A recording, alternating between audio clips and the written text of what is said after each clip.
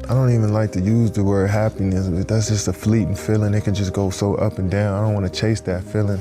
It's just not an efficient way for me to live. I feel like just having peace and simply just enjoying being alive every day is the best place for me to be. You know, I don't want to be happy and sad. Like, I don't even want to have to go through that. I just want to just kind of flow through life. I experience so much. I just want to take on every experience for what it is and enjoy it in the moment, you know? So I don't want to chase happiness. Just try to stay even. It's a journey that's better than a destination. It's cool for me to be who I am and be and not apologize for it all the time. Man, I'm not coming out here unless I'm 100%. I've never had no doubts in myself. I feel like I'm the best player in the world. I mean, I feel as though at each spot, even in high school, my game was growing so fast. I need to be in a different environment to see how farther I can go. Just try to approach this in an everyday manner and, you know, try to take it a day at a time. You know, I'm not planning to do anything. I'm just gonna be myself. Every day is a challenge to stay at this level that I'm at. So I never looked at me switching teams as a new challenge. Every day I wake up, I gotta fight against that standard I set for myself. I felt like it was a time for a change. That was never my mentality ever, always to win the game. And, you know, I appreciated people like respecting my game, but I was like, I wanted more for myself. When I dive into something like that, with that level of focus, I don't want to be anywhere else in life. That's the most enjoyable experience I ever had after that first one. Try not to compare. I just each stop along the journey has been, I don't know, it's just been tailor-made for the moment, I guess. You know, been learning a lot so far as a player up until this point. So I think I'm starting to put everything together out there on both sides of the ball, and I'm not looking at points or shots that I get up. It's just how focused I am at each possession. At one gym, I might be the best. At another gym, another guy might be the best. But it's just like, there's millions of gyms around the world, and this conversation is gonna always keep happening, and nobody's gonna get the title outright. So it's no need for me to even think about it. But I know what I bring to the sport. I know what I bring to the culture of the sport. And I feel like I'm accepted by all the real ones in the game, you know what I'm saying? So that's really all that matters. I get that respect, and that's what I've been playing for. Yeah, life is crazy, you know, you can be on that high so fast and then in a matter of seconds you go back down. I'm grateful for it. It's stuff that I had to go through it, but I'm also grateful that I can experience it, because down the line I can be able to speak on how much it helped me as a player and a person. I went through some adversity, but that's a part of life, that's a part of this journey, and I knew it. It was tough, don't get me wrong, but I never wanted to quit. I never thought I got worse as a player. I never thought that, so I wouldn't say it was a low. I just thought I hit some adversity, hit a couple bumps. And the way I was raised, the way my mom raised me, my brother and my dad, they keep fighting through them. And I just tried to take that and apply it to my everyday life. We were stacked, the odds were stacked against us. Single parent with 2 boys. By the time we were 21 years old, everybody told us we weren't supposed to be here. We moved from apartment to apartment by ourselves. One of the best memories I had is when we moved into our first apartment. No bed, no furniture, and we just all sat in the living room and just hugged each other, because that's what we thought we made it. When something good happens to you, I don't know about you guys, but I tend to look back to what brought me here. You wake me up in the middle of the night in the summer times, making me run up a hill, making me do push-ups, screaming at me from the sideline of my games at 8 or 9 years old.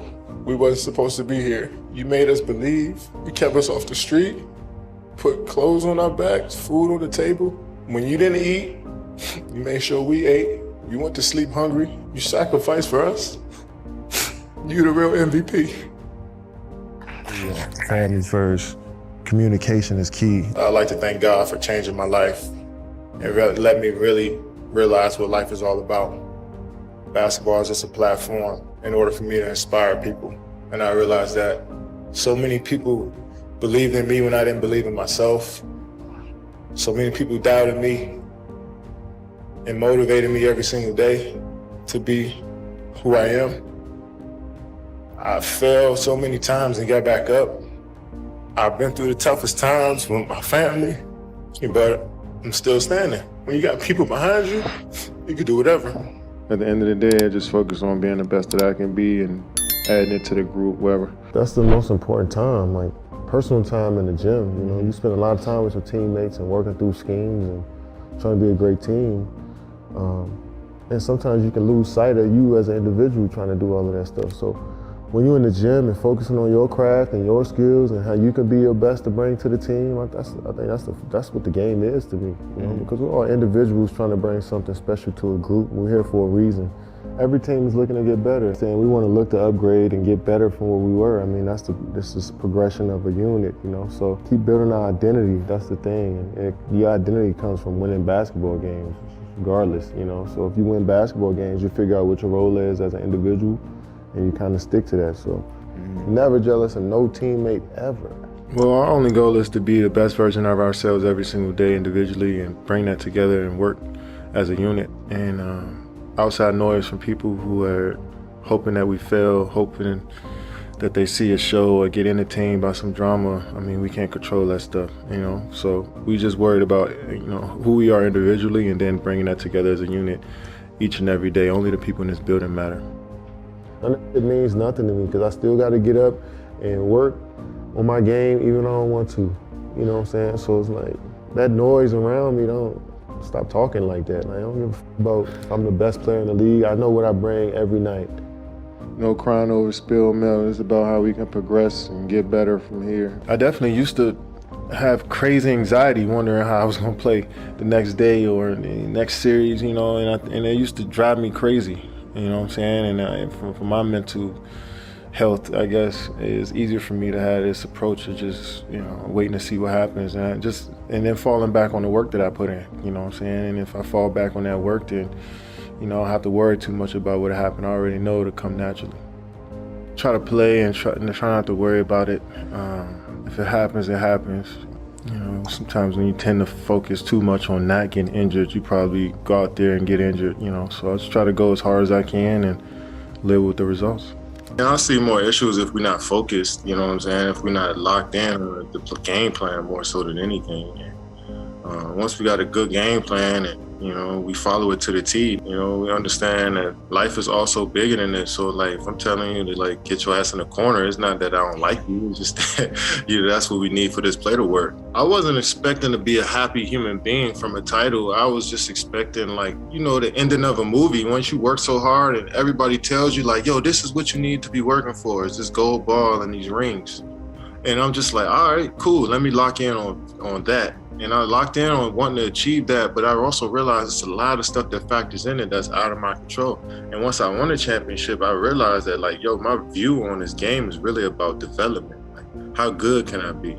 You know, I was just thinking like that, man. So to hear all of this stuff about I had ulterior motives and I was selfish, and I was just like, man, that hurt more than anything. And I was really opening myself up and trying to build relationships with everybody there. So it felt like a slap in the face, but, you know, then a certain side of me is like, well, I'm supposed to expect that. Like, I don't expect these people to be my friends. Yeah. Like, that was my fault at the end of the day. So I shouldn't have opened up that much. I shouldn't have expected them to be, you know, cool and be friends with me or to do right by me, you know what I'm saying? So yeah, I felt like, yeah, of course I felt hurt from it, but, you know, it's a lesson learned. Kevin Durant's favorite quote is, hard work beats talent when talent fails to work hard.